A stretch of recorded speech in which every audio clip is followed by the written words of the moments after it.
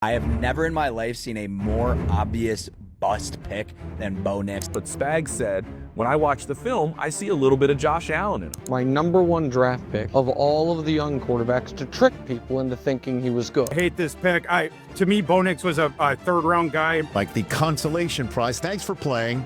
We have Bo Nix for you. And he has the Broncos cooking. You have to be really excited by what he can be. So, man, he's a poised quarterback. And he's only going to be better, Herbie. Like, what's something about you be like you don't quite get enough credit in this area? Arm strength. Bo Nix wasn't supposed to be that guy, at least not right away. Most saw him as a second or third round talent, maybe a long-term backup, but during his rookie season, he flipped that script with one of the most efficient and poised rookie seasons of the year. Now, I was high on Bo coming out of the draft, but this review isn't about proving I was right, just a straight up look at how Bo Nix performed as a rookie this past year. Let's get straight into it. So what did Drew Brees 2.0 do this season? For his rookie year, Bo Nix threw for 3,375 yards, averaging 6.7 yards per attempt, and rushing for 473 yards and 4.9 yards per attempt. He threw for 29 touchdowns and 12 interceptions, with 4 rushing touchdowns and 2 fumbles. He had a passing grade of 72.8, which is pretty good as a rookie, with 21 big-time throws and 13 turnover-worthy plays, a 3.5 big-time throw rate, and a 1.9 turnover-worthy play rate. This ranked him 32 of 50 NFL QBs for big-time throw percentage and 11th best for turnover-worthy play rate. I am not that impressed with some of these numbers given his supporting cast, but we'll get into that later. For now, if you look at how he did under pressure, we see Bo Nix was about average against the blitz with a 67.5 PFF passing grade and being a little better on all other plays. The notable thing in his play-by-play grading is when he was pressured, no matter how he was, he had one of the lowest grades at 39.8, ranking 34th of 44 quarterbacks. However, unlike other quarterbacks in that grade range, he wasn't putting the ball in harm's way a ton, having a 3% turnover-worthy play rate. This means he was making good decisions and not throwing it to the defense when put under pressure. Now, in the playoffs, Bo Nix was a lot better than people think. He was actually really good from an individual standpoint. He had a 75 passing grade, 2 big-time throws, and no turnover-worthy plays. This was against the Buffalo Bills, who are a Super Bowl caliber team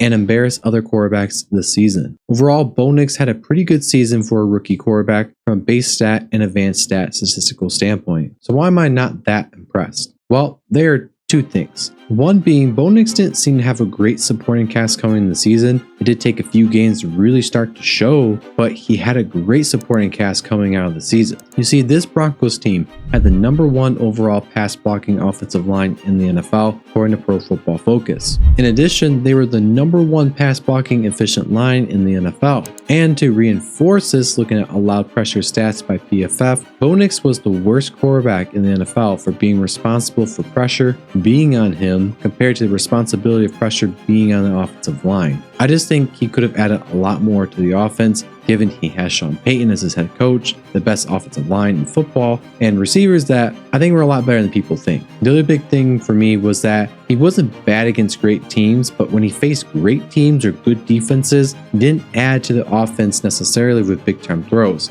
Or if he did, it came with some errant decisions. This excludes the game in the playoffs against the Buffalo Bills. Again, he played great in that game. Where he was really good, and something that the other rookie quarterbacks were not good at, was his pressure to sack rate, which is strange since he put a lot of pressure on himself. But when he faced that pressure, he either threw it away or got the ball out or scrambled to pick up some yards. This leads me to the next thing he was surprisingly good at, which was scrambling around and picking up yards. I kind of thought Jaden Daniels and maybe Caleb Williams would be the guys that scrambled around and did some damage, but Drake May and Bo Nix were serious threats on the ground throughout the season against defenses. I was also really impressed by Bo Nix by not crumbling after his first game, which is just ugly, by the way. That game got him so much flack, and rightfully so. It was that bad. But coming out of it, he looked a little better, and then in a rainstorm, he didn't collapse, and after that, he really started picking up the pace, especially after the second half of the season, where he started understanding Sean Payton's complicated offense. And lastly, this is the fun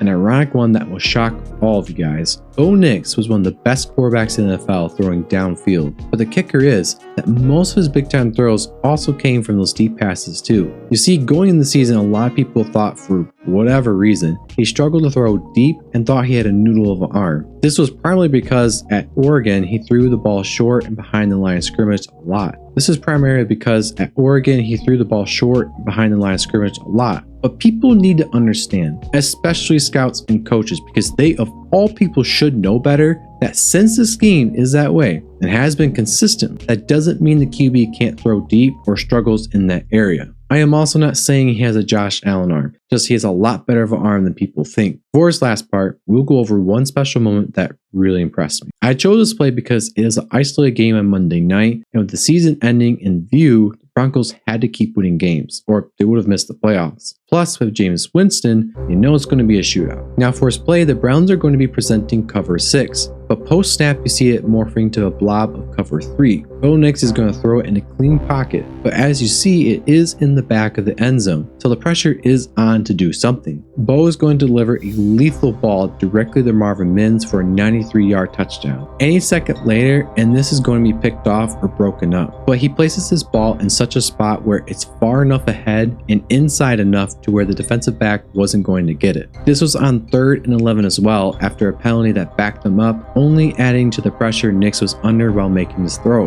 It was a laser of a throw that wowed everyone and showed those doubting his arm, his ability to make big term throws and deep passes, a run for their money. If you guys enjoyed the video, please leave a like. It helps YouTube show this video to more people, and subscribe if you want to see more of my football content. I got a lot of draft videos in the making and some analysis on controversial quarterbacks in the NFL coming after this video. See you next time.